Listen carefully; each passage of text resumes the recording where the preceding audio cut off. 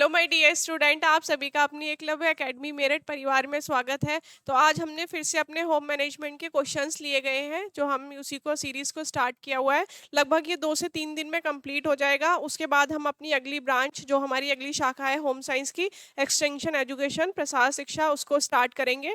तो जितना भी अभी तक करा दिया, आप इसकी डेली प्रैक्टिस करते रहिए। अगर आप इसी को इतना पक्का कर लेंगे ना, जितना भी करा दिया, तो देखिए आपका सिलेक्शन कोई भी नहीं रोक सकता, क्योंकि उससे बाहर एग्जाम जाएगा नहीं। ठीक है, तो आप डेली हमारे साथ जुड़े रहिए, खुश रहिए, मस्त रहिए और प्रैक्टिस करते रहिए, अपना सिलेक्शन लीजिए। ठीक है, तो चलो आज की क्लास स्टार्ट करते हैं और देखते हैं आज का जो पहला क्वेश्चन है वो क्या रहेगा। आज का जो पहला क्वेश्चन है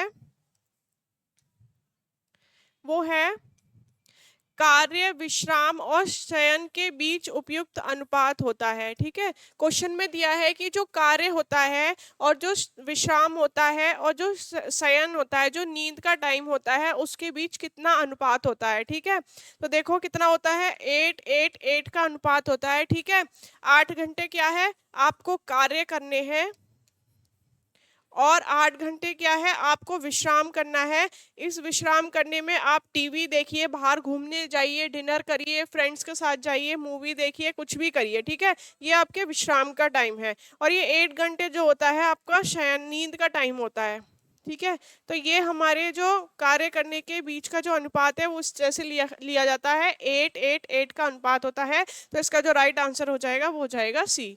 नेक्स्ट है, कहा है उद्देश्यों का विकास करना किसका चरण है। ठीक है, हमें उद्देश्यों का विकास करना है, तो ये किसका चरण है। ठीक है, आपको पता है कि होम मैनेजमेंट में हमारे मुख्य जो 3 चरण होते हैं, पहला आयोजन होता है, उसके बाद हमारा नियंत्रण होता है, देन क्या होता है, मूल्यांकन होता है। तो जो हम उद्देश्यों का विकास करते हैं वो हम किस लिए करते हैं, वो किस चरण के द्वारा होता है, वो होता है हमारा नियोजन। ठीक है, हम क्या करते हैं, उद्देश्यों का विकास करते हैं। ये किसका चरण है, ये हमारा नियोजन का चरण है। हम नियोजन में क्या करते हैं, हम ऐसी प्लानिंग बनाते हैं, ऐसे साधनों का उपयोग करते हैं, ऐसे साधनों को एकत्रित करते हैं या जुटाते हैं जिससे क्या हो, हमारे अपने लक्ष्य की प्राप्ति हो।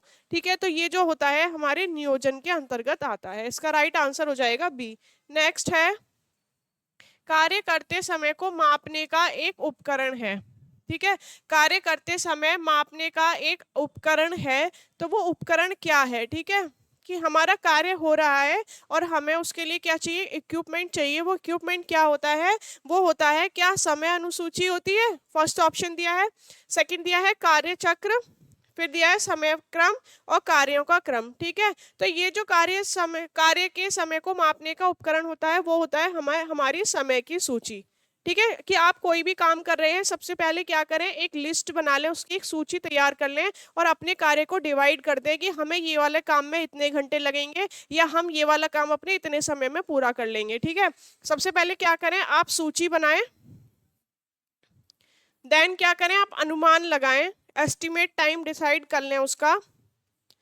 फिर क्या करें, आप समायोजन करें और फिर क्या करें, आप अपना कार्य करना स्टार्ट कर दें। ठीक है, तो ये किसी भी काम को पूरा करने की हमारी लिस्ट होती है कि सबसे पहले हम सूची बनाते हैं, देन क्या करते हैं, हम अनुमान लगाते हैं और फिर हम समायोजन करते हैं, फिर अपने कार्य को कंप्लीट करते हैं। तो क्वेश्चन में दिया था कि कार्य के समय को मापने का जो उपकरण होता है, सबसे पहले हमारी होती है सूची। ठीक है, तो इसका जो ऑप्शन हो जाएगा राइट हो जाएगा फर्स्ट।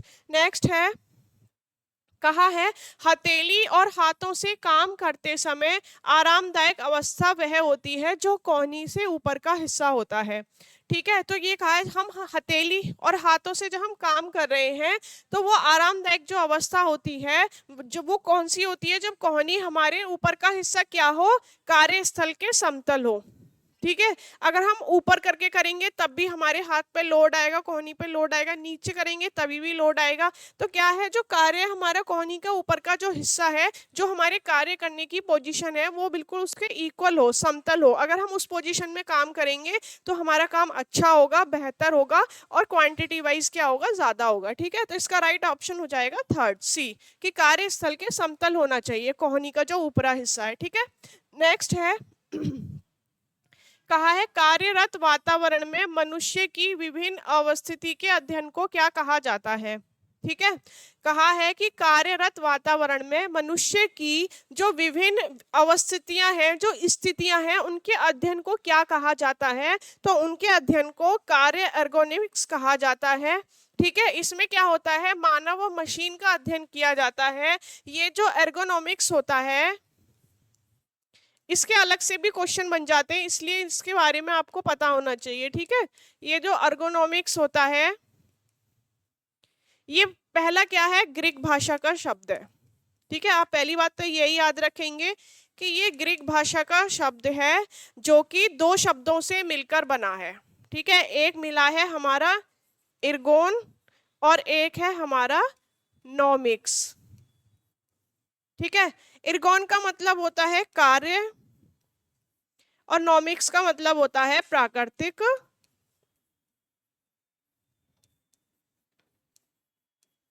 नियम।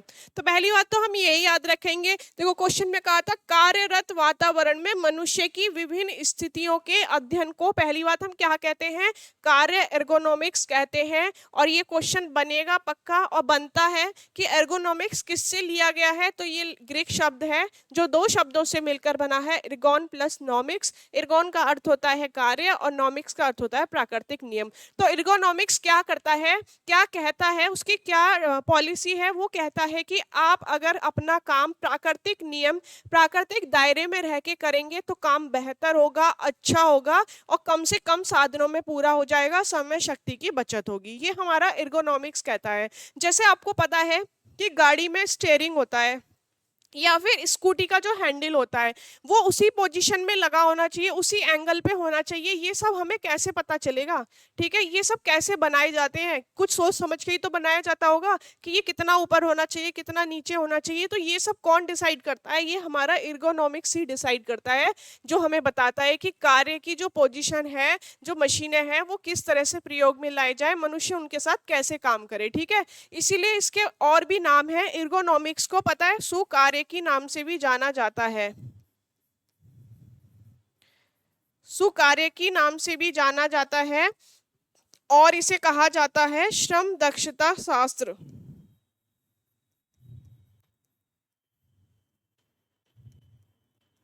ठीक है, और इसे क्या कहा जाता है, मानव मशीन का अध्ययन।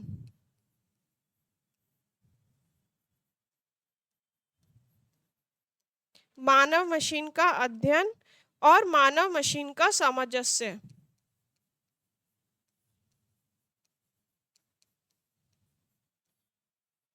मानव मशीन का सामंजस्य।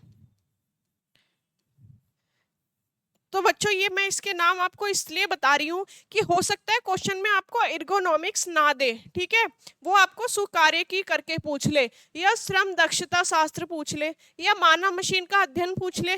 तो इसलिए मैंने आपको इसके सारे नाम बताया। आप अपनी कॉपी में कहीं नोट डाउन कर लो कि आप ये सारे नाम देखो और क्वेश्चन को अटेंड ही ना करो या गलत कर दो कि ये तो हमने पढ़ा ही नहीं। ठीक है, अगर ये सारे नाम दिए हैं तो वो किसकी बात चल रही है, वो एर्गोनॉमिक्स की ही बात चल रही है। तो इतना आपको इसके बारे में पता होना चाहिए। यहाँ इसका राइट आंसर हो जाएगा फोर्थ। नेक्स्ट है, वह समय अवधि जब कई कार्य की गतियां एक साथ की जाती हैं उसको क्या कहा जाता है।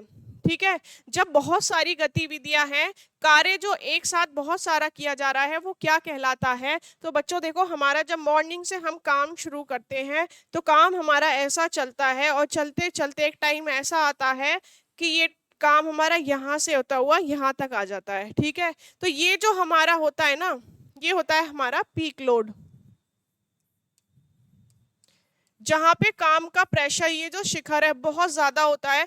हम मॉर्निंग से शुरू करते हैं और जब उसके बाद जो काम स्टार्ट होते होते होते होते वो यहाँ पहुँच जाता है, शिखर पे पहुँच जाता है जो पीक लोड होता है, और देन हमारा काम फिर यहाँ आ जाता है। तो ये वही हमसे अवधि पूछी है, तो ये कौन सी होती है, कार्यभार का शिखर होता है। ठीक है, जिसे पीक लोड भी कहा जाता है। इसका आंसर हो जाएगा सेकेंड। नेक्स्ट है, समय प्रबंधन का लाभ है, ठीक है। अब हमने पढ़ा है, कितने मैनेजमेंट पढ़े हैं हमने? मनी मैनेजमेंट पढ़ा है, एनर्जी मैनेजमेंट पढ़ा है और हमने टाइम मैनेजमेंट पढ़ा है। अब क्वेश्चन हमसे पूछा है कि टाइम मैनेजमेंट के आपको क्या बताने हैं? बेनिफिट बताने हैं, लाभ बताने हैं कि अगर आप अपने काम को टाइम मैनेजमेंट उसका बना लें कि हमें इस तरह से अपना काम करना है या इतने समय में हमारा काम पूरा हो जाएगा, तो उसके क्या लाभ होते हैं। तो देखो ऑप्शन में क्या दिया है कि आवश्यक कार्य को प्राथमिकता दी जाती है। सही बात है, जब हम उसका टाइम टेबल बना लेंगे तो हमें ये भी पता चल जाएगा कि कौन सा काम बहुत ज्यादा जरूरी है, हमें वो पहले करना है और कौन सा काम हमें उसके बाद करना है, ठीक है।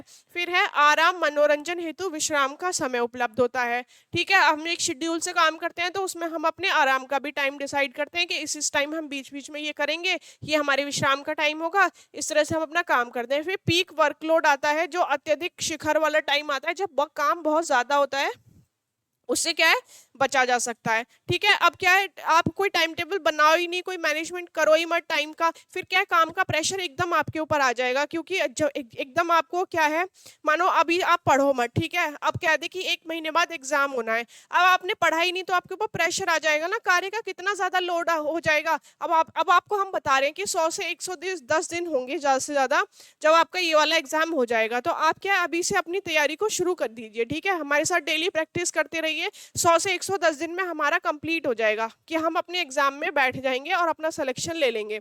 इसलिए हम कह रहे हैं कि डेली प्रैक्टिस करते रहिए। तो क्या होता है कि अत्यधिक जो कार्यभार होता है उससे हम बच सकते हैं, ठीक है। ये हमारे समय मैनेजमेंट के क्या होते हैं, बेनिफिट्स होते हैं। इसका जो राइट आंसर हो जाएगा वो हो जाएगा डी, उपयुक्त सभी, ठीक है। नेक्स्ट है, कहा है अर्जित अभिप्रेरकों के अंतर्गत आते हैं।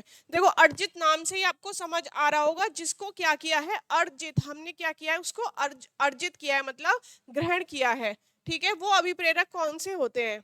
देखो आत्मरक्षण होता है, या फिर सहयोग या प्रतिस्पर्धा होता है, भूख व प्यास होती है, क्रोध या भय होता है। तो जो अर्जित अभिप्रेरक होते हैं, वो जो बच्चा होता है वो समूह में, विद्यालय, परिवार, समाज में रह के सीखता है, ठीक है। जब वो इन लोगों के बीच में रहेगा तो वो क्या सीखेगा, कौन से प्रेरक करेगा, वो अर्जित जो अभिप्रेरक होंगे वो होगा हमारा सहयोग और प्रतिस्पर्धा, ठीक है। ये जो दोनों अभी अर्जित अभिप्रेरक है, इन दोनों को वो क्या कर लेगा, धारित कर लेगा, ठीक है। नेक्स्ट है, वह कोई भी समय जो कर्तव्यों के निर्वहन के अलावा अन्य गतिविधियों में उपयोग किया जाता है उसे क्या कहते हैं? तथा, ठीक है, वो कोई भी समय है जो हमारे कर्तव्यों के निर्वहन के अलावा, मतलब जो हमारा लक्ष्य प्राप्ति के जो हमने डिसाइड करे हैं उन काम को हमने कर लिया, उसके अलावा अन्य गतिविधियों में जो उपयोग किया जाता है वो जो समय होता है वो हमारा फुर्सत होता है, ठीक है। जो हमारे अन्य काम है, लक्ष्य प्राप्ति से अलग जो हम काम कर रहे हैं, साइड में जो हम काम कर रहे हैं, वो हमारे किसके अंतर्गत आ जाएंगे, वो हमारे फुर्सत के अंतर्गत आएंगे। तो इसका राइट आंसर हो जाएगा सी। नेक्स्ट है, कहा है कार्य विश्लेषण किस प्रकार से किया जाता है, ठीक है। कार्य विश्लेषण किस प्रकार से किया जाता है? ऑप्शन दिया है, नियत कार्यों का संगठन करके, ठीक है, अपेक्षित हुनर की पहचान करके, या कार्य की प्रकृति से संबंधित सूचना का संग्रह करके, या कार्य के अंशों से बांटकर उनका उन्मूलन करके। तो जो कार्य का विश्लेषण है वो हम कैसे करेंगे, वो हम करेंगे अपेक्षित हुनर की पहचान करके, ठीक है। अब कोई व्यक्ति है वो काम कर रहा है, हमें उसका विश्लेषण करना है, तो हम उसका विश्लेषण ऐसे नहीं कर पाएंगे जब तक हम उस व्यक्ति का कोई स्पेशल हुनर नहीं देख लेते हैं, ठीक है। कि देखो हर व्यक्ति है, सब व्यक्तियों के अंदर किसी ना किसी चीज को लेके हुनर होता है। ऐसा कोई व्यक्ति नहीं है कि, हो सकता है ऊपर नीचे हो, किसी में कुछ हो किसी में कुछ हो, लेकिन होता सबके अंदर अपना एक हुनर है। जब तक हम उस हुनर की उसके अंदर पहचान नहीं कर लेते, तब तक हम उसके कार्य का विश्लेषण नहीं कर सकते। तो सबसे पहले हमें क्या करना है, उसके हुनर की पहचान करनी है, देन क्या कर सकते हैं, हम उसके कार्य का विश्लेषण बहुत इजीली से कर सकते हैं, ठीक है। नेक्स्ट हो जाएगा हमारा, कहा है श्रम के कारण थकावट अनुभव करने की शरीर की स्थिति इनमें से क्या कहलाती है?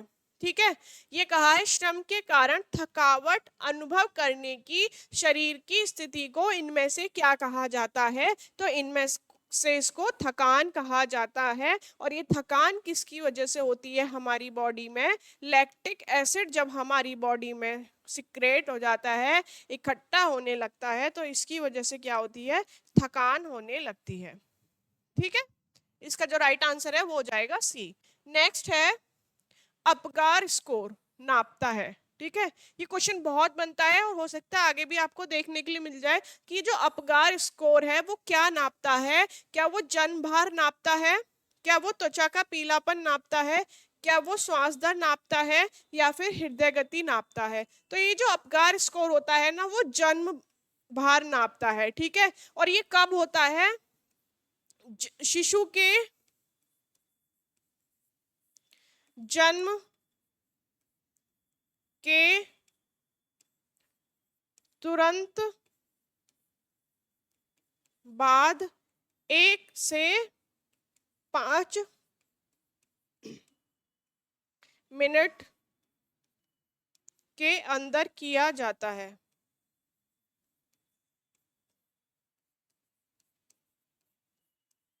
ठीक है, कोई भी शिशु पैदा हुआ उसके जन्म के तुरंत बाद 1 से 5 मिनट का जो टाइम होगा उसमें उसका अपगार टेस्ट किया जाता है। इसमें क्या होता है, जो चाइल्ड स्पेशलिस्ट डॉक्टर होता है वो आता है और बच्चे के तुरंत बाद उसका वेट लेता है, उसकी जो क्रियाएं हैं उनकी गतियों को मेजर करता है, देन वो बताता है कि बच्चा हमारा स्वस्थ है। ठीक है, तो ये जो टेस्ट होता है ये हमारे जन्म के एकदम 1 से 5 मिनट के अंदर होता है। तो ये जिसमें शिशु के जन्म भार का पता चलता है। ठीक है, कि शिशु नॉर्मल है कि अब नॉर्मल है, किस टाइप का है। नेक्स्ट है हमारा अपरिपक्व जन्म के कारण होते हैं। ठीक है, अपरिपक्व है कि अनमेच्योर बच्चा पैदा हो गया, उसके क्या कारण है? देखो दिया है, सिफिलिस है। सिफिलिस ये होता है एक यौन संक्रमित बीमारी है जो गर्भावस्था के दौरान महिलाओं को हो जाती है, और विषाक्तता है, असंतुलित आहार है, या इनमें से सभी है। तो जो अपरिपक्व जन्म के कारण होते हैं वो हमारी ये सभी होते हैं कि सिफिलिस के कारण भी हो सकता है बच्चा जल्दी हो जाए, प्री मैच्योर हो जाए, या अपरिपक्व हो जाए, विषाक्तता हो जाए, संतुलित आहार हो जाए। तो इसका राइट आंसर हो जाएगा उपयुक्त सभी। नेक्स्ट है 14 क्वेश्चन है, कौन सा साधन प्रत्येक परिवार के पास एक सा होता है? ठीक है, बहुत सारे परिवार हैं, किसी के पास साधन ज्यादा होंगे, वो उनकी आय के हिसाब से डिसाइड होते हैं, किसी के पास कम होंगे। ठीक है, लेकिन एक ऐसा साधन है जो हर परिवार के पास होता है, चाहे वो निम्न वर्ग का हो, चाहे वो मध्यम परिवार का हो, या फिर उच्च परिवार का हो। ये जो साधन होता है प्रत्येक के पास होता है। और देखो ये साधन कौन सा होता है? ये होता है हमारा समय। अब वो आपके ऊपर डिपेंड करता है कि आप अपने समय का कैसे यूटिलाइज करें, लेकिन ये जो समय होता है ये निम्न वर्ग, मध्यम वर्ग और उच्च वर्ग सभी के पास होता है। तो इसका राइट आंसर हो जाएगा समय। नेक्स्ट है, लोगों और मशीनों के बीच अंत्य क्रिया का अध्ययन क्या कहलाता है? ठीक है, अभी मैंने पहले आपको इसके बहुत सारे नाम भी बताए थे। ठीक है, अगर आपसे मानव और मशीन के बीच का अध्ययन पूछा जाए, या फिर मानव मशीन के बीच का सामंजस्य पूछा जाए, ठीक है, और क्या बताया था? सुकार्यिकी बताया था, श्रम दक्षता शास्त्र बताया था, और देखो क्वेश्चन में वही कहा है कि लोगों और मशीनों के बीच की अंत्यक्रिया की बात की है। तो ये किसके अंतर्गत होती है? श्रम दक्षता। ये जो हमारा इर्गोनॉमिक्स होता है ये क्या करता है कि मानव और मशीन के बीच क्या करता है? बैलेंस करता है, संतुलन पैदा करता है। तो इसका जो राइट आंसर है वो हो जाएगा श्रम दक्षता।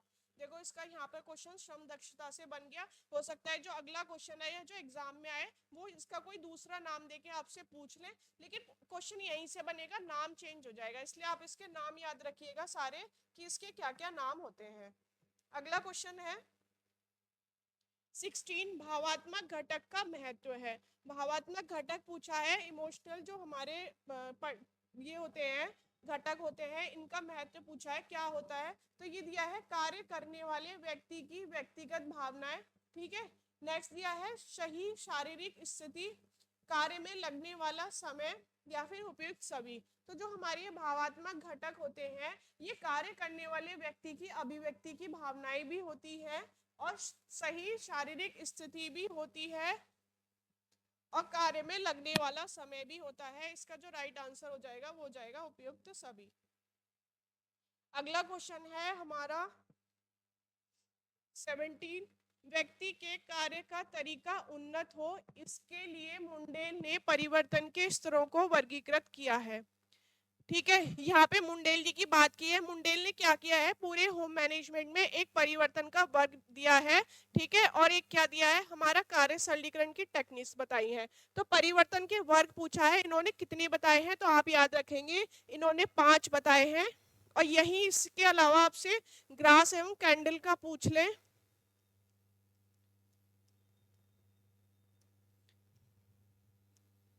ग्रास एवं कैंडल का पूछ लें कि उन्होंने कितने बताए हैं, तो उन्होंने 3 बताए हैं। देखो क्वेश्चन कहीं अलग से नहीं बनता, यहीं से घुमा देगा। यहाँ मुंडेल का पूछ लिया, हो सकता है एग्जाम में आपसे ग्रास एंड कैंडल का पूछ ले। यहाँ संख्या पूछ ली, हो सकता है वो जो संख्या है पांचों के नाम है उसमें से आपसे पूछ ले। क्वेश्चन बनने यहीं से है, इसलिए आपको बिल्कुल हमारे साथ डेली जुड़े रहिए, प्रैक्टिस करते रहिए, क्योंकि हमने संख्याएं भी, उनके नाम भी, सब कुछ बता रखा है। ठीक है, तो कितने वर्ग हैं, इन्होंने बताए हैं 5। और देखो पहला कौन सा है, हाथ व पैर की गति में परिवर्तन।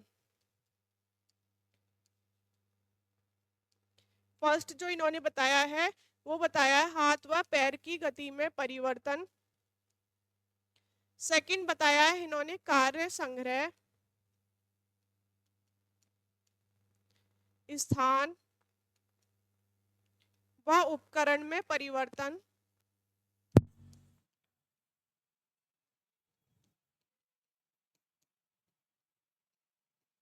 थर्ड बताया है इन्होंने उत्पाद में परिवर्तन।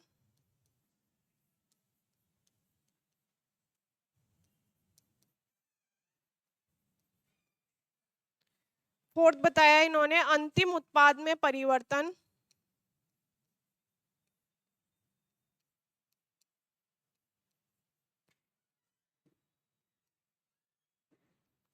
और फिफ्थ बताया है इन्होंने कच्चे माल में परिवर्तन।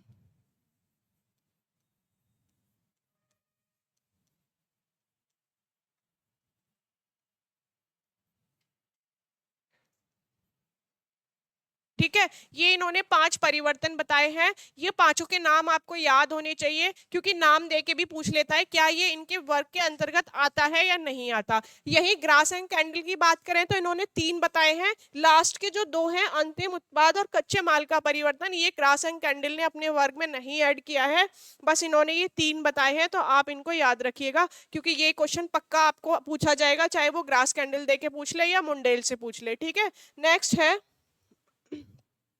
एर्गोनॉमिक्स के तत्व हैं। ये क्वेश्चन मोस्ट इंपॉर्टेंट है कि इसके अलग अलग बहुत सारे नाम है, किसी भी नाम से आपसे पूछ लेगा। अब फिर से पूछा है कि कार्य एर्गोनॉमिक्स जो है इसके जो तत्व हैं दिया है, कार्य और वातावरण जनित परिस्थितियां हैं। ठीक है, शारीरिक माप और शारीरिक यांत्रिक क्रियाएं हैं, मानव कारक और मानव क्षमता है। सबसे पहले तो हमें पता है कि ये मानव और मशीन का अध्ययन है, क्योंकि ये बनाई 2 शब्दों से, इर्गोन प्लस नॉमिक्स, और जो हमें क्या कहता है कि आप जो काम करो अपने प्राकृतिक नियम, प्राकृतिक दायरे में रह के करो। ठीक है, तो इसलिए जो इसका राइट आंसर हो जाएगा वो हो जाएगा हमारा उपयुक्त सभी। ठीक है, नेक्स्ट है, कहा है कार्य सरलीकरण से क्या तात्पर्य है। ठीक है, कार्य, पहले तो आपको नाम से ही समझ आ जाएगा, कार्य सरलीकरण, कार्य को सरल रूप में करना ही कार्य सरलीकरण होता है। ठीक है, और ये किसने बताया है टेक्निक, ये हमारी मुंडेल ने बताई है। और ठीक है, इन्होंने कार्य सरलीकरण में क्या किया है, 2 टेक्निक बताई हैं। इनके नाम भी पूछ लेते हैं आपसे, इसलिए नाम याद करना बहुत जरूरी है। एक होता है हमारी औपचारिक तकनीकी, और सेकंड होती है हमारी pen pencil technique.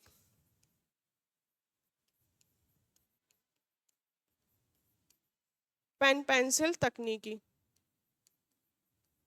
Pen pencil को आप अनौपचारिक नाम से आ जाए तो कंफ्यूज मत होना, अगर अनौपचारिक नाम दिया है तो वो हमारी पेन पेंसिल की बात कर रहा है। ये जो औपचारिक होती है ये कहाँ की जाती है, प्रयोगशाला में की जाती है। ठीक है, ये प्रयोगशाला में होती है और ये घर पर ही संभव होती है। ठीक है, अब पता है आपको औपचारिक जो ये टेक्निक है इसके अंतर्गत कौन कौन आता है, तो इसके अंतर्गत आता है हमारा माइक्रो मोशन,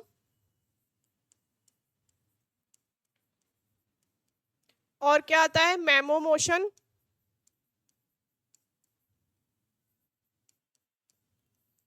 ठीक है, और क्या आता है हमारा स्टॉप वॉच, और फोर्थ होता है हमारा साइक्लोग्राफ।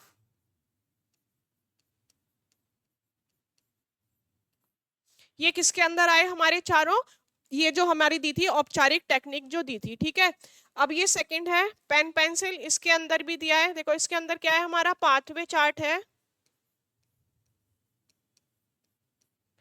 और क्या है प्रोसेस चार्ट है,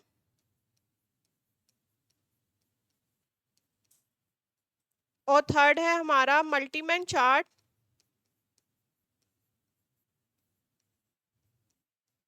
और फोर्थ है हमारा ऑपरेशन चार्ट।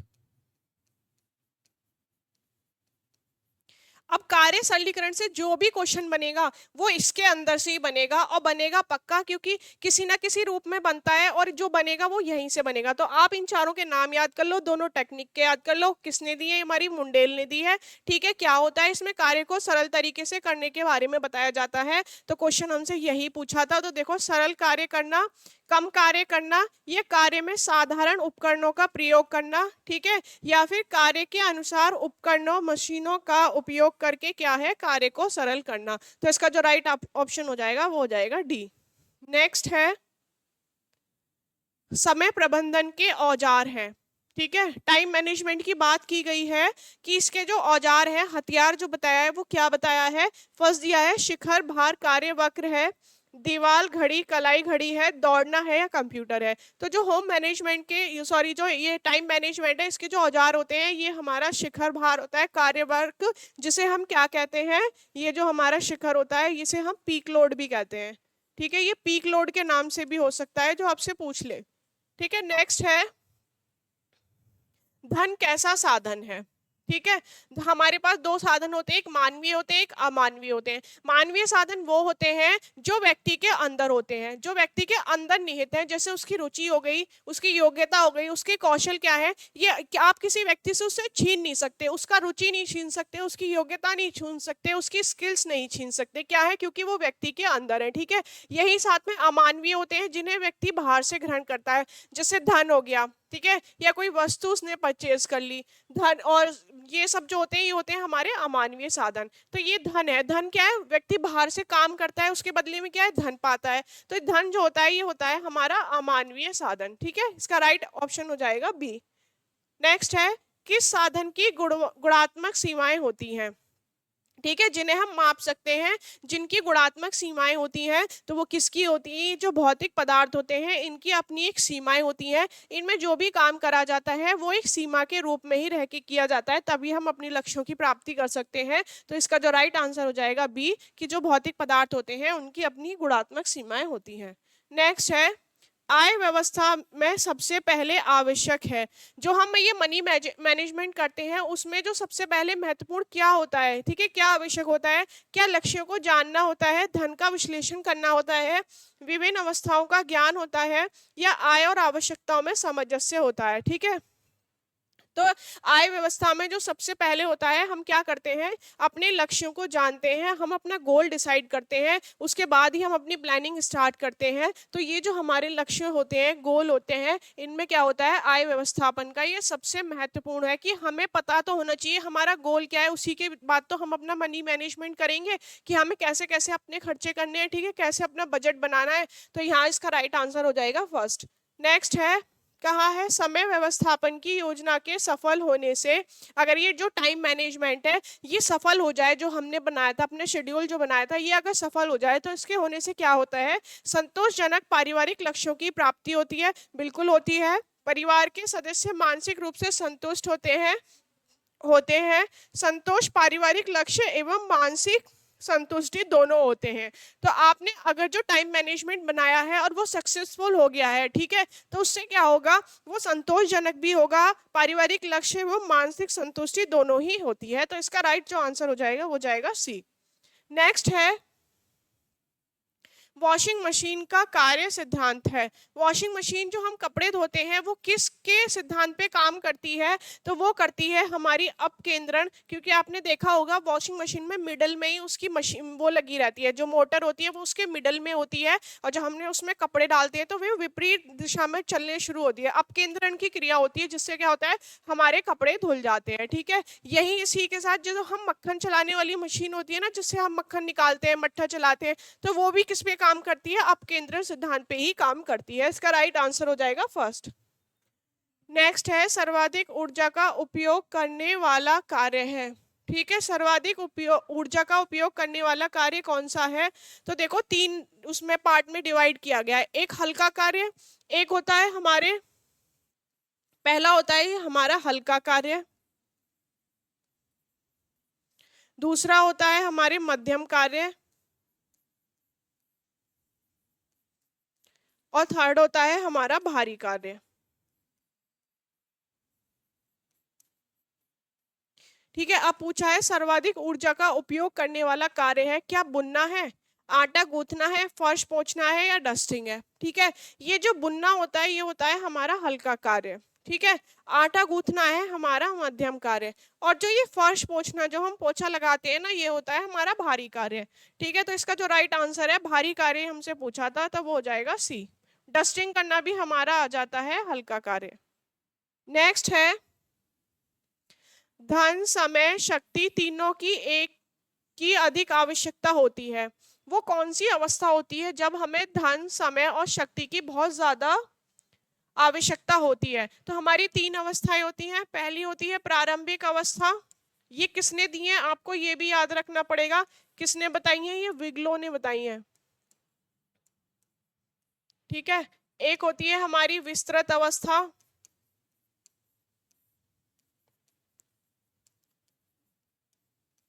और थर्ड होती है हमारी संकुचित अवस्था। ये तीन अवस्थाएं हैं। ये जो प्रारंभिक अवस्था होती है इसमें कौन होते हैं, हस्बैंड वाइफ होते हैं। विस्तृत अवस्था में हस्बैंड वाइफ प्लस उनके बच्चे होते हैं, और फिर से कौन रह जाता है, हस्बैंड वाइफ ही रह जाते हैं। तो सबसे ज्यादा जो हमें धन और शक्ति की आवश्यकता होगी वो कौन से में होगी, जीवन चक्र की द्वितीय अवस्था में होगी, जहां बच्चे कुछ बड़े हो जाते हैं, विद्यालय जाना प्रारंभ कर देते हैं या अपने करियर की स्टार्टिंग करते हैं। तो इसका जो आंसर हो जाएगा बी। नेक्स्ट है, वह संसाधन जो वातावरण में उपस्थित है किंतु प्रयोग नहीं किए जाते। ठीक है, ऐसे संसाधन बताने हमें जो हमारे वातावरण में तो हैं पर वो प्रयोग में नहीं लाए जाते। अब देखो कौन सा दिया है, रिजर्व दिया है, भंडार दिया है, विकसित दिया है और संभावित संसाधन दिया है। तो ऐसे जो संसाधन है उन्हें संभावित साधन कहा जाता है, क्योंकि ये मात्रा में तो हमारे पास बहुत सारे हमारे वातावरण में, पर वो यूज नहीं हो पाते, क्योंकि क्या है हमारे पास इतनी टेक्निक्स नहीं है हमारे इंडिया में, हमारे पास या हम लोगों के पास इतनी मशीनें नहीं है, इतने सारे इक्विपमेंट नहीं है या लोग नहीं है, ऐसा कह लो कि हम उनका यूज नहीं कर पाते हैं। ठीक है, तो ये जो इसका आंसर हो जाएगा, वो संसाधन जो वातावरण में बहुत ज्यादा है तो पर हम उनका यूज नहीं कर पा रहे, या तो समय की कमी मान लो, या फिर लोगों की कमी मान लो, या फिर टेक्निक्स की कमी मान लो। तो जो इसका राइट आंसर हो जाएगा वो हो जाएगा संभावित संसाधन।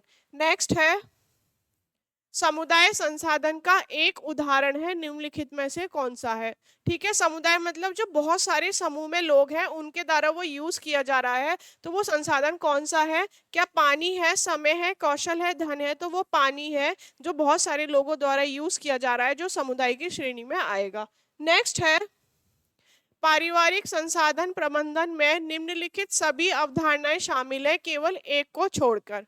ठीक है, अब वो कौन सी है, देखो पहला दिया है व्यक्तियों की अंतर्निर्भरता, सही बात है बिल्कुल, गतिशील वातावरण, और कहा है विश्व मौद्रिक अदला बदली प्रणाली की समझ, फोर्थ है परिवार के लोगों की बुनियादी जरूरतें पूरी करने का प्रयास। तो हमारा ये जो होता है पारिवारिक संसाधन प्रबंधन,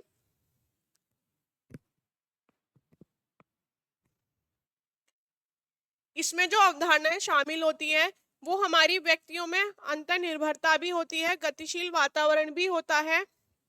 ठीक है, और परिवार के लोगों की बुनियादी जरूरतें पूरा करने का प्रयास भी किया जाता है, पर उसमें विश्व मौद्रिक अदला बदली प्रणाली की समझ नहीं होती। तो इसका जो राइट आंसर हो जाएगा वो हो जाएगा सी।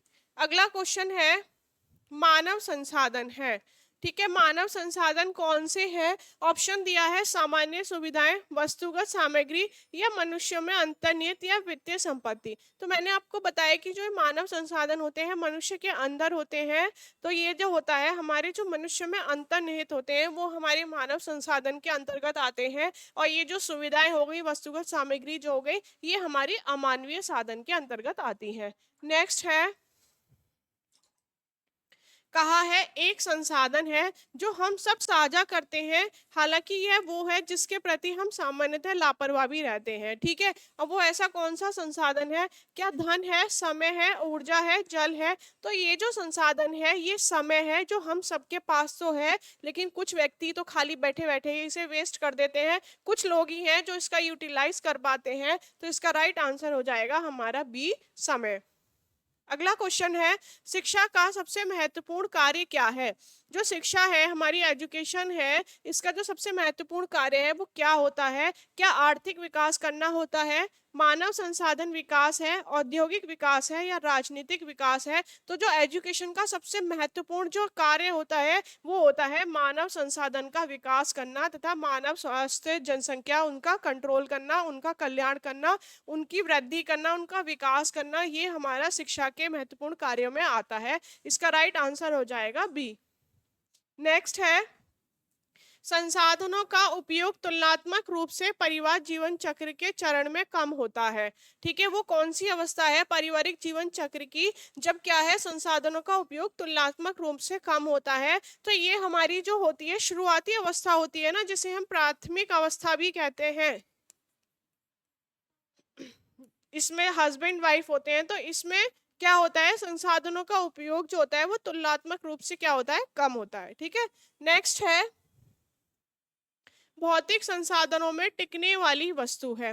ठीक है, भौतिक संसाधन जो होते हैं इसमें टिकने वाली वस्तु पूछा है, तो देखो ये दिया है इसमें पैसा, कुशलता, मानव ऊर्जा और समय। अब ये कुशलता और क्षमता ये तो क्या हो गई, हमारी मानवीय साधन हो गई, ये मानव के अंदर है। अब दिया है पैसा और समय, कहा है टिकने वाली। अब पैसा तो कभी टिकता नहीं है, ठीक है, आज ही आप पैसे ले लो, खर्चे पहले दिमाग में आ जाएंगे कि ये खरीद लो वो खरीद लो, तो पैसा तो कभी टिकेगा नहीं। टिक क्या सकता है, समय। ठीक है, तो इसका राइट आंसर क्या हो गया, समय। भौतिक संसाधनों में जो टिकने वाली वस्तु है वो कौन सी है, वो समय है। अगला क्वेश्चन है, कहा है कार्य निष्पादन के लिए आवश्यक संसाधनों और पारिवारिक सदस्यों के कार्य को संयुक्त और समन्वित करने की प्रक्रिया क्या कहलाती है? कि कोई कार्य है उसे हमें करना है, उसका निष्पादन करना है, उसे स्टार्ट करना है, तो उसके लिए आवश्यक संसाधनों और पारिवारिक सदस्यों के कार्य को संयुक्त करना और समन्वित करने की जो प्रक्रिया है वो कहलाती है हमारी योजना बनाना। ये सारा जो काम होता है वो प्लानिंग के अंतर्गत किया जाता है। योजना जब हम बनाते हैं अपनी लक्ष्य की प्राप्ति के लिए, तो ये उसके लिए होता है। इसका राइट आंसर हो जाएगा ए। नेक्स्ट है, ज्ञान क्या है? ठीक है, तो आपको पता है ज्ञान क्या है, सब व्यक्तियों के पास है, सबका अपना अपना है। मेरा कोई ज्ञान नहीं ले सकता, आपका कोई नहीं ले सकता, सबका अपना अपना है। तो ये क्या हो गया, हमारा मानवीय स्रोत हो गया, क्योंकि ये मानव के पास अपना अंतर्निहित है, उसके अपने अंदर है। ठीक है, नेक्स्ट है, कहा है निम्नलिखित में से किसे हमारी आवश्यकताओं को पूरा करने और लक्ष्यों तक पहुंचने के साधन के रूप में परिभाषित किया गया है? ठीक है, क्या कहा है, निम्नलिखित में से किसे हमारी आवश्यकताओं को पूरा करने के लिए और लक्ष्यों तक पहुंचने के साधनों के रूप में प्रयोग किया जाता है? तो हम किनको करते हैं, हम अपने संसाधनों का उपयोग करके क्या करते हैं, अपने लक्ष्यों की प्राप्ति करते हैं, अपने गोल को अचीव करते हैं। तो इसका जो राइट आंसर हो जाएगा ए हो जाएगा, संसाधन। ठीक है, नेक्स्ट है, कहा है गैर मानव संसाधन इनमें से किस रूप में जाने जाते हैं? तो ये जो गैर मानव संसाधन होते हैं इन्हें हम भौतिक संसाधन भी कहते हैं, भौतिक संसाधन भी कहते हैं, या गैर मानव संसाधन के नाम से आपसे पूछ लेगा। तो इसका जो राइट आंसर हो जाएगा वो हो जाएगा हमारा भौतिक संसाधन। नेक्स्ट है, सैद्धांतिक रूप से बर्तन धोने का जो कार्य है रसोई घर के किस केंद्र में होना चाहिए? ठीक है, जो बर्तन धोने का काम है वो रसोई घर में हमेशा कहाँ होना चाहिए, तैयारी के केंद्र में होना चाहिए। अगर आप तैयारी के केंद्र में ही होगी बर्तन धोने की प्रक्रिया, तो आप अगर साथ में सब्जी काट रहे हैं या फिर आपको वेजिटेबल्स को वॉश करना है, धोना है, तो आप वही सिंक में पास में ही कर लेंगे। उसके लिए आपको ज़्यादा चलना नहीं पड़ेगा, ज़्यादा शरीर पे भार नहीं पड़ेगा, जल्दी काम मतलब ज़्यादा हो जाएगा। तो इस तरह से क्या होता है, हमारी जो सिंक होती है वो बिल्कुल तैयारी वाले केंद्र पे होना चाहिए कि एक साथ में दो काम हो जाए, सब्जी काट भी रहे हो, वॉश भी वहीं हो रही है। ठीक है, तो इसका जो आंसर हो जाएगा वो हो जाएगा सी, तैयारी का केंद्र। नेक्स्ट है, गोल्डन ऑबलॉन्ग मान्य मानक होते हैं। गोल्डन ऑबलॉन्ग जो होते हैं इन्होंने क्या कहा है, देखो, स्थानिक संबंध के लिए होते हैं, फर्नीचर व्यवस्था के लिए होते हैं, गृह सज्जा के लिए होते हैं, उपरोक्त सभी के लिए होते हैं। गोल्डन ऑबलॉन्ग जो होते हैं ये होते हैं हमारे स्थानिक संबंध के लिए। ठीक है, अगला है, रसोई घर की सर्व श्रेष्ठ प्रकार कौन सी है, मतलब रसोई घर कौन सा अच्छा माना जाता है। तो हमारा ये जो यू आकार का रसोई घर होता है ये सबसे अच्छा माना जाता है, क्योंकि इसमें क्या है, कार्य सरलीकरण की सारी टेक्निक्स का प्रयोग किया जाता है, व्यक्ति के ऊपर कार्य का भार नहीं आता और ज्यादा काम होता है। तो ये जो यू आकार की रसोई है ना, इसे आदर्श रसोई घर भी कहा जाता है।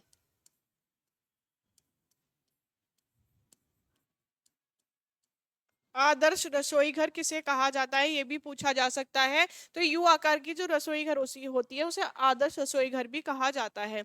बड़े क्षेत्रों के लिए उपयुक्त रसोई घर का प्रकार कौन सा है। बड़े क्षेत्रों के लिए पूछा है, जैसे होटल्स वगैरह में जो होते हैं, बड़ी बड़ी फैक्ट्रियों में जहाँ पे पूरा मील की भी फैसिलिटी होती है, तो वहाँ पे किन किचनों का यूज किया जाता है। तो वहाँ पे हम एल शेप की किचन का यूज करते हैं। और ये जो कोना होता है एल शेप का, यहाँ पे क्या होता है, डाइनिंग टेबल रखने की भी फैसिलिटी होती है कि वहीं भोजन बनाया और खाने वालों की जो व्यवस्था होती है वहीं उनका पूरा अरेंजमेंट होता है।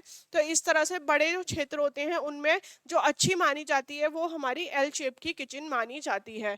नेक्स्ट है, रसोई घर में आग की दुर्घटनाओं को रोकने के लिए व्यक्ति को क्या करना चाहिए। ठीक है, आग आग से बचने के लिए किचन में क्या करना चाहिए। क्या खाना पकाते समय नायलॉन के वस्त्र पहनने चाहिए, बिल्कुल भी नहीं पहनने चाहिए, सूती वस्त्रों का प्रयोग करना चाहिए।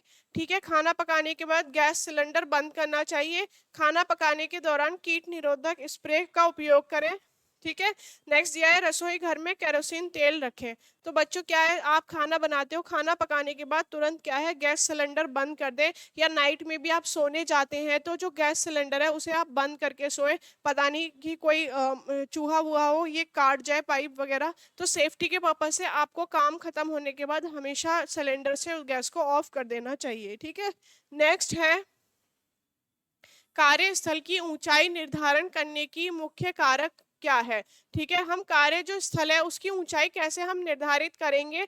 तो क्या हम गृहिणी की ऊंचाई से करेंगे, प्रयोग में आने वाले यंत्र से करेंगे, या गृहिणी की कोहनी की ऊंचाई से करेंगे, गृहिणी की आंखों का स्तर से करेंगे। ठीक है, अगर हमें कार्यस्थल की ऊंचाई का निर्धारण करना है तो हम गृहिणी की आंखों के हिसाब से करेंगे कि वो वहां तक उस चीज को देख पा रही है या नहीं। या फिर हमने किचन में स्लैब तो बनवा दी, ठीक है, अब वो हमने स्लैब जो डलवाई वो इतना ऊंची बनवा दी कि उस पर रखा हुआ सामान दिखता ही नहीं, और कुछ टाइम बाद उस पर किसी टूल के माध्यम से देखो कि चेयर पे चढ़ के देखो या फिर सीढ़ी पे चढ़ के देखो तो वो सामान क्या है, खराब हो जाता है, सड़ जाता है, क्योंकि वो सामान दिखा ही नहीं।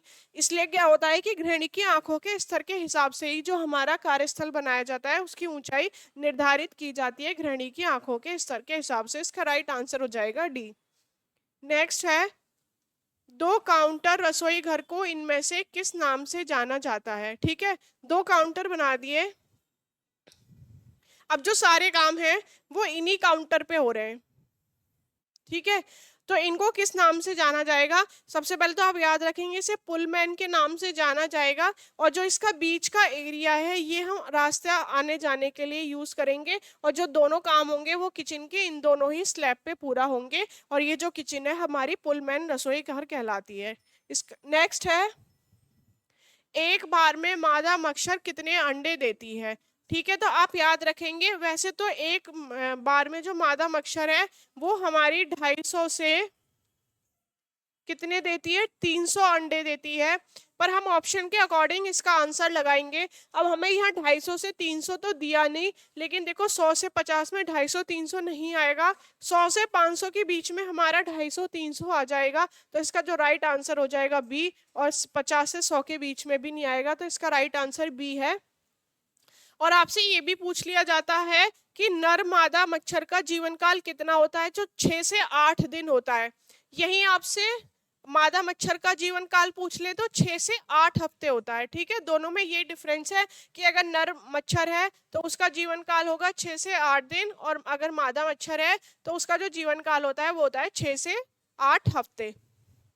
अगला क्वेश्चन है, अंडे में से मक्खी बनने में कितना समय लगता है। ऑप्शन दिया है, क्या 7 दिन लगते हैं, 8 दिन लगते हैं, 5 दिन लगते हैं, 10 दिन लगते हैं। अंडे से मक्खी बनने में 8 दिन लगते हैं, और एक बार में 500 अंडे देती है मक्खी।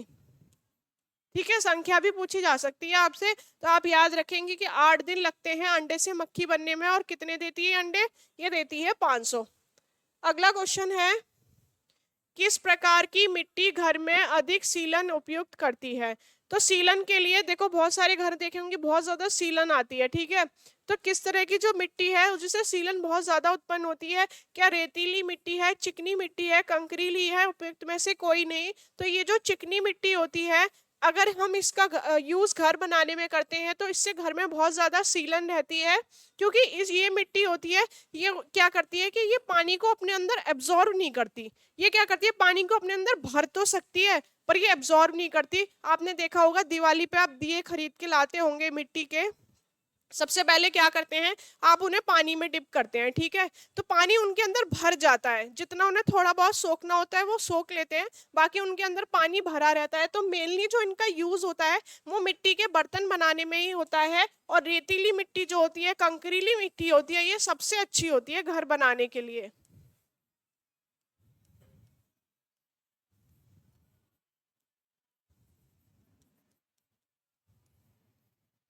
ठीक है, तो किस प्रकार की मिट्टी से सीलन होगा? चिकनी मिट्टी से होगा।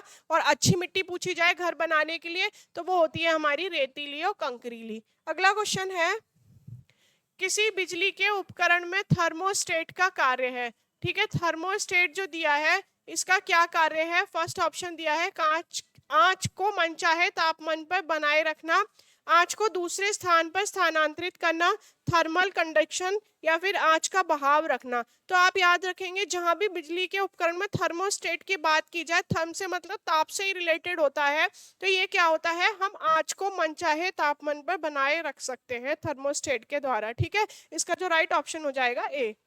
अगला क्वेश्चन है, घरेलू उपकरणों के निर्माण के लिए आमतौर पर इस्तेमाल किए जाने वाला सर्वाधिक टिकाऊ, लंबे समय तक चलने वाला चलन अनुरक्षण धातु कौन सा है? तो आज पता है आपको, एल्युमिनियम, जिसका लोग आजकल बिल्कुल यूज नहीं करते हैं। लोह जो होता है, स्टेनलेस स्टील है, और तांबा है। ठीक है, तो आजकल जो चलन में है, हमारा जो आधुनिक टाइम चल रहा है, प्रेजेंट टाइम, इसमें स्टेनलेस स्टील का प्रयोग करते हैं। खाना भी जल्दी बन जाता है, उसका कलर भी चेंज नहीं होता, साथ के साथ जो खाना है उसके तली में लगता भी नहीं है। तो बेहतर यूज के लिए क्या होता है, स्टेनलेस स्टील होता है। ठीक है, नेक्स्ट है, कहा है सिंक सीमेंट फर्श से दाग हटाने के लिए क्या प्रयुक्त होता है? ठीक है, कि हमारे जो घरों में हम यूज करते हैं, जो हमारी सिंक होती है, सीमेंट के फर्श होते हैं, दाग धब्बे, उनको हटाने के लिए हम किसका यूज करते हैं? ब्लीच का यूज करते हैं। और आजकल घरों में ये हार्पिक आता है, रेड हार्पिक आ गया, ब्लू हार्पिक आ गया, डोमेक्स हो गई, ये सब क्या होते हैं? ये एक तरह की ब्लीच ही है जो घरों में दाग धब्बों को छुड़ाने के लिए यूज की जाती हैं। इसका राइट आंसर हो जाएगा फोर्थ। नेक्स्ट है, भवन निर्माण नक्शा जो 1:1000 माप का तैयार किया जाता है, ये क्या कहलाता है? देखो, ये एक माप जो है निर्धारित कर दी गई है, और ये जो होती है हमारी धरातल योजना होती है, फ्लोर प्लान होती है, जिसमें क्या करते हैं, हम अपने घर का नक्शा बनवाते हैं कि हमें अपने घर में ये फैसिलिटी चाहिए, यहाँ किचन हो चाहिए, यहाँ बेडरूम होना चाहिए, हमारा ड्राइंग रूम होना चाहिए। एक तरह से हम अपना धरातल की योजना बनाते हैं। और ये जो भूखंड योजना होती है, ये हमारा साइट प्लान होता है, कि नक्शा बनने से पहले जब हमने कोई प्लॉट लेने का सोचा, तो हम क्या उस साइट पे जाएंगे, वहां देखेंगे किस तरह का प्लॉट है, किस दिशा में उसका मुख होगा, वहां से पानी निकलने की फैसिलिटी है या नहीं है, वह पानी प्रॉपर आता है या नहीं आता। तो जो इसका आंसर था ये तो था यहीं पे, कि जिसकी माप निर्धारित की गई है वो की गई है धरातल योजना में। ठीक है, फ्लोर प्लान में।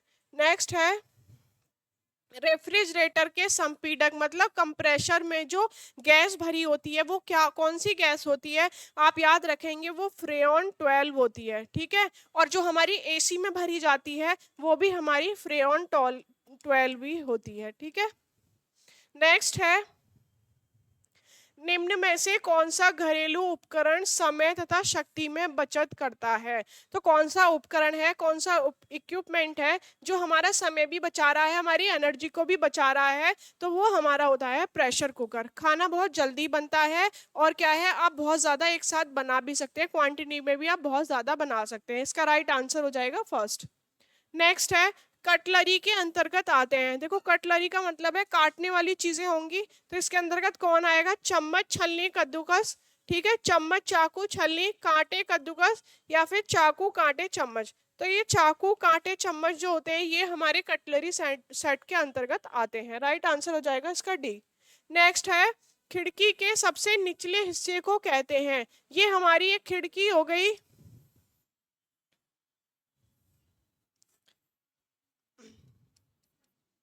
ठीक है, हमारी ये खिड़की है और इसका जो निचला हिस्सा हमसे पूछा है इसे क्या कहेंगे? तो इसे हम कहते हैं सिल। ठीक है, आप याद रखेंगे खिड़की के निचले हिस्से को क्या कहते हैं? सिल कहते हैं। नेक्स्ट है, घरेलू रसोई गृह की योजना बनाते समय सही दिशा का चुनाव होता है। अगर हम वास्तुशास्त्र के हिसाब से भी देखें, घर की जो दिशा है या फिर रसोई घर की जो दिशा है वो जो सबसे अच्छी मानी गई है वो होती है हमारी पूर्वी दिशा। ठीक है, इसका राइट आंसर हो जाएगा पूर्वी दिशा। और ये जो दक्षिण होती है बिल्कुल भी अच्छी नहीं मानी जाती।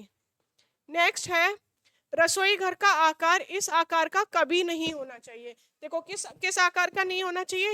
यू आकार का सबसे अच्छा माना गया है, और बड़े क्षेत्रों में किसका है? एल आकार का सबसे अच्छा माना गया है। अब हमसे कहा है कि कौन सा आकार है जो नहीं होना चाहिए, तो वो नहीं होना चाहिए हमारा वी आकार का। वी आकार का रसोई घर नहीं होना चाहिए। इसमें एक तो कार्य बिल्कुल अच्छी तरीके से नहीं कंप्लीट हो पाएगा, और दूसरा क्या है, समय, इसमें क्या है, स्पेस जो है, स्थान जो है वो ज्यादा वेस्ट होगा। ठीक है, तो इसका आंसर हो जाएगा फर्स्ट। नेक्स्ट है, घरेलू कार्यों को करने के लिए कितने प्रकार के ईंधन का प्रयोग किया जाता है? ठीक है, हम जो खाना बनाते हैं, घरेलू काम करते हैं, उसमें जो ईंधन का प्रयोग करते हैं वो कितने प्रकार के होते हैं? वो दो प्रकार के होते हैं। एक हमारा एलपीजी होता है, लिक्विड पेट्रोलियम गैस, और दूसरा होता है हमारा मिट्टी का तेल, केरोसिन ऑयल। ये दो ऑयल होते हैं जो हमारे भोजन पकाने, घरेलू कार्यों को करने में उपयोग किए जाते हैं। नेक्स्ट है, गैसीय निसंक्रामक है, तो कौन सा है? ब्लीचिंग पाउडर है, क्लोरीन है, फिनाइल है, पोटेशियम परमैंगनेट है। तो गैसीय जो निसंक्रामक होता है वो हमारा क्लोरीन है। पानी को शुद्ध करने के लिए भी हम पानी में क्या करते हैं? क्लोरीन डालते हैं, जिससे क्या है, उसकी अशुद्धियां नीचे बैठ जाती हैं। तो गैसीय निसंक्रामक आपसे पूछेगा तो आप इसका आंसर लगाएंगे क्लोरीन। नेक्स्ट है, मक्खियों को नष्ट करने के लिए छिड़काव किया जाता है। मक्खियों को नष्ट करने के लिए किसका छिड़काव किया जाता है? तो हम डीडीटी का इस्तेमाल करते हैं, और इसकी फुल फॉर्म भी आपसे पूछी जा सकती है, तो आप याद रखेंगे डाई क्लोरो डाइफिनाइल ट्राइक्लेरो और इथेन। ठीक है, सिंपल क्वेश्चन पूछा कि मक्खियों को नष्ट करने के लिए किसका छिड़काव करते हैं? डीडीटी का करते हैं। हो सकता है आपसे क्वेश्चन पूछ ले कि आप डीडीटी की फुल फॉर्म बताइए, तो क्या होती है? डाइक्लोरो डाइफिनाइल ट्राइक्लेरो और इथेन। ठीक है, ये इसका हो जाएगा आंसर। नेक्स्ट है, तांबे की वस्तुओं को साफ करने के लिए किसका प्रयोग किया जाता है? ऑप्शन दिया है, सिरका, नींबू है, नमक व सोडा है, साबुन व पानी है, या चूना है। तो आप याद रखेंगे अगर तांबे की बात की जाए तो वो चूने से साफ की जाती है। ठीक है, सिरका नींबू से हम क्या करते हैं? पीतल की वस्तुओं को साफ करते हैं। और ये साबुन से हम क्या करेंगे? प्लास्टिक की वस्तुओं को साफ करेंगे। ठीक है, तो यहाँ इसका आंसर हो जाएगा डी। नेक्स्ट क्वेश्चन है, निम्न में से किस प्रकार के बर्तनों को साफ करने के लिए नींबू और नमक का प्रयोग किया जाता है? ठीक है, ऑप्शन दिया है, चांदी है, तांबे की हरी जंग है, फर्नीचर है, या पत्थर है। अगर तांबे के बर्तनों पर हरी जंग लग गई है तो उसे साफ करने के लिए हम किसका प्रयोग करेंगे? नमक और नींबू का प्रयोग करेंगे। इसका राइट आंसर हो जाएगा बी। नेक्स्ट है, आधुनिक समय में पर्दों, कालीन, फर्श इत्यादि को साफ करने का सर्वोत्तम जो यंत्र है वो कौन सा है? ऑप्शन दिया है, झाड़ू है, ब्रश है, वैक्यूम क्लीनर है, या झाड़न है। ठीक है, आजकल जो है आधुनिक समय में पर्दे, कालीन, फर्श को साफ करने के लिए हम वैक्यूम क्लीनर का प्रयोग करते हैं। ठीक है, नेक्स्ट है, प्लास्टिक की वस्तुएं साफ करनी चाहिए चूने से, राख से, सर्फ साबुन से, या नींबू से। तो देखो चूने से तो तांबे की जाती है। ठीक है, और नींबू से हम पीतल की करते हैं। अब प्लास्टिक की वस्तुएं जो वो साफ करनी चाहिए सर्फ तथा साबुन से। नेक्स्ट है वैक्यूम क्लीनर के सिद्धांत पर कार्य करता है। वैक्यूम क्लीनर किसके सिद्धांत पे कार्य करता है? देखो इसमें क्या होता है, एक वायु भरी होती है, वायु के प्रेशर से क्या है, जो डस्ट होती है, धूल के कण है, उनको क्या कर लिया है, एकदम खींच लिया जाता है, ठीक है, प्रेशर के साथ। तो ये किस सिद्धांत पे काम करता है? चूषण के सिद्धांत पे कार्य करता है। नेक्स्ट है नॉन स्टिक बर्तनों में टेफलॉन कोटिंग किसकी होती है? ठीक है, नॉन स्टिक बर्तन जो होते हैं हमारे, जो हम यूज करते हैं डोसा बनाने के लिए, कढ़ाई यूज करते हैं, उस पर किसकी कोटिंग होती है? टेफलॉन की कोटिंग होती है। इसलिए कहते हैं कि उस पर स्टील का चमचा नहीं मारना चाहिए, ऐसे खुरच खुरच के उस पर खाना नहीं बनाना चाहिए, उससे उसकी कोटिंग हट जाएगी। उसके लिए हमें क्या है, लकड़ी के आजकल चमचे आ गए हैं, लकड़ी के बर्तन बनाने लगे, उनका यूज करना चाहिए। तो ये जो टेफलॉन की कोटिंग होती है ना, ये किसकी बनी होती है? ये होती है हमारी पॉली टेट्रा फ्लोरो एथिलीन की बनी होती है। और आपसे ये भी पूछ सकता है कि ये जो टेफ्लॉन है ना, इसकी खोज किसने की थी? तो इसकी खोज की थी डॉक्टर रॉय प्लैकेट ने इसकी खोज की थी। ठीक है, तो ये आज का हमारा लास्ट क्वेश्चन हो गया। अब एक दो दिन की क्लास और बची है होम मैनेजमेंट की, जिसमें हमारा लगभग होम मैनेजमेंट एकदम कंप्लीट हो चुका है। देखो कंप्लीट की डेफिनेशन तो ये है कि 100% तो कुछ भी कंप्लीट नहीं होता, कुछ पॉइंटों में उसमें कमी रह जाती है। तो मेरा कहने का मतलब ये है कि अगर कुछ क्वेश्चन है जो हमें दिखेंगे कि ये हमारे एग्जाम में आ सकते हैं, एग्जाम की दृष्टि से बहुत ज़्यादा महत्वपूर्ण है, तो हम उन क्वेश्चन को आपको बीच में करा देंगे। और जो अगली हमारी 2-3 क्लास ये होम मैनेजमेंट कंप्लीट होने के बाद हम अपना स्टार्ट करेंगे एक्सटेंशन एजुकेशन, अगली हम अपनी शाखा को स्टार्ट कर देंगे। ठीक है, कल मिलते हैं कुछ और क्वेश्चंस के साथ।